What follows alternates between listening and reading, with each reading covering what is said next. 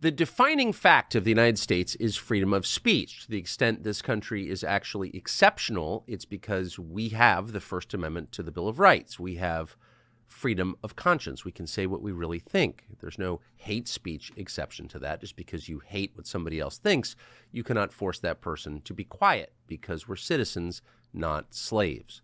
Freedom of speech is a fundamental human right essential for the functioning of democratic societies. However, governments around the world often employ various tactics to control mainstream media and social media platforms, thereby restricting the flow of information and suppressing dissenting voices.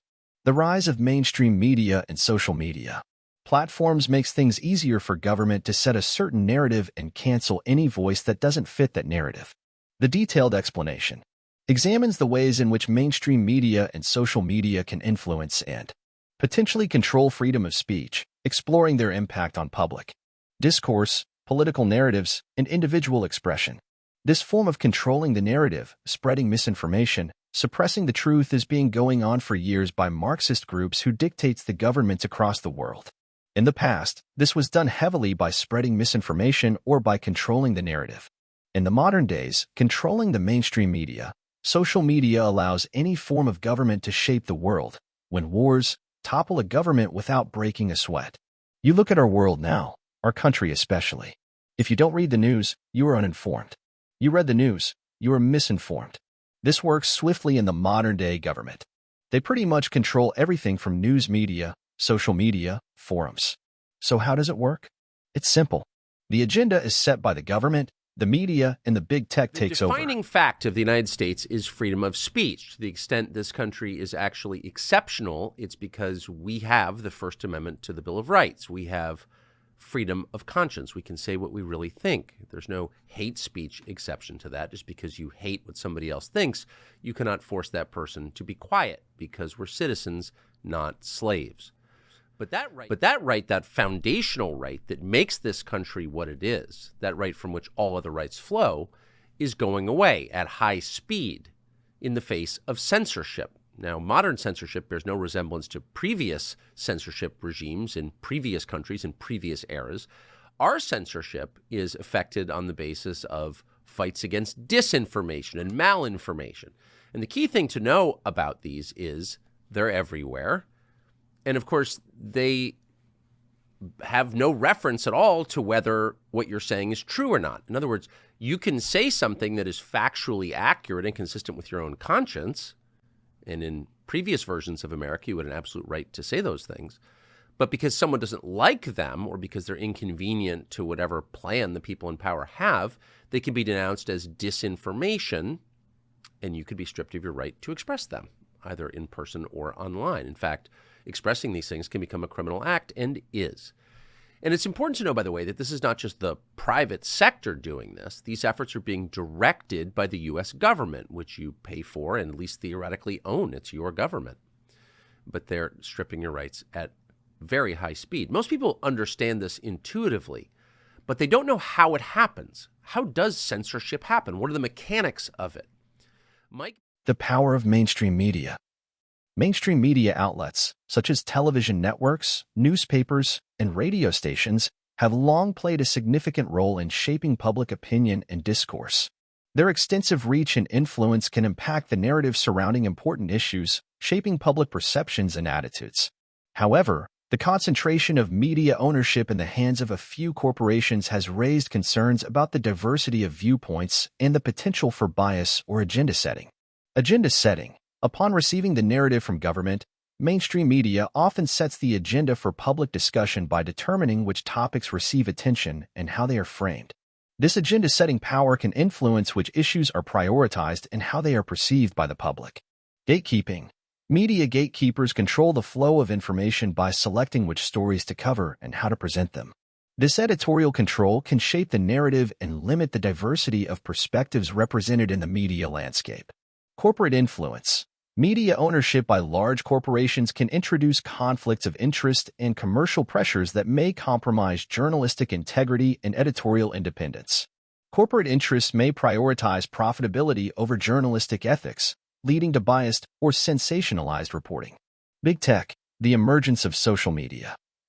Social media platforms, such as Facebook, Twitter of past, and Instagram, have democratized the dissemination of information and facilitated greater participation in public discourse.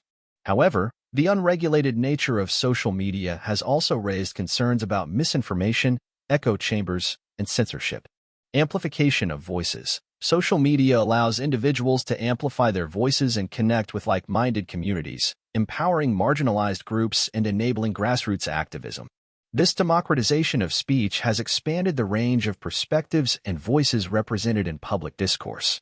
Filter bubbles. Social media algorithms are designed to personalize content based on user preferences, leading to the creation of filter bubbles where individuals are exposed to information that reinforces their existing beliefs.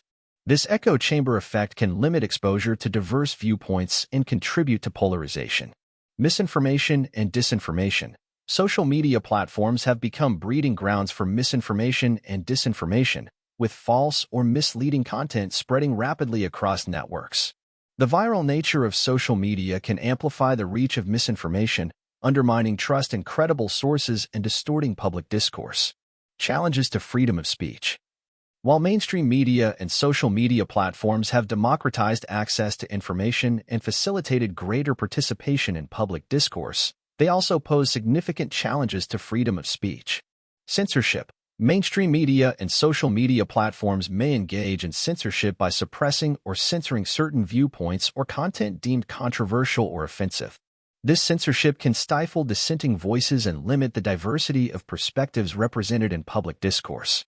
Polarization. The echo chamber effect of social media and the agenda-setting power of mainstream media can contribute to political polarization and ideological divides. When individuals are only exposed to information that reinforces their existing beliefs, it becomes increasingly difficult to engage in constructive dialogue and compromise. Manipulation and influence. Mainstream media and social media platforms can be manipulated by external actors, such as governments, political parties, or special interest groups, to shape public opinion and influence political outcomes. The spread of misinformation and disinformation further undermines the integrity of public discourse and erodes trust in democratic institutions. Surveillance and digital monitoring.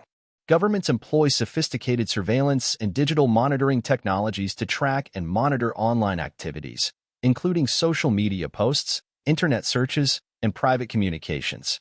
This surveillance apparatus enables authorities to identify and target individuals critical of the government, suppress dissent, and deter whistleblowers from exposing corruption or human rights abuses.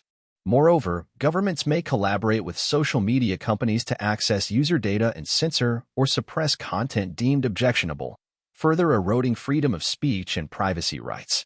International implications and challenges. The suppression of freedom of speech by governments has far-reaching implications for human rights, democracy, and global stability. While some authoritarian regimes openly flout international norms and standards, even democratic governments may resort to censorship and repression in the name of national security or public order. Addressing these challenges requires concerted efforts by civil society, media organizations, technology companies, and international stakeholders to defend freedom of speech, promote transparency, and hold governments accountable for their actions. Conclusion.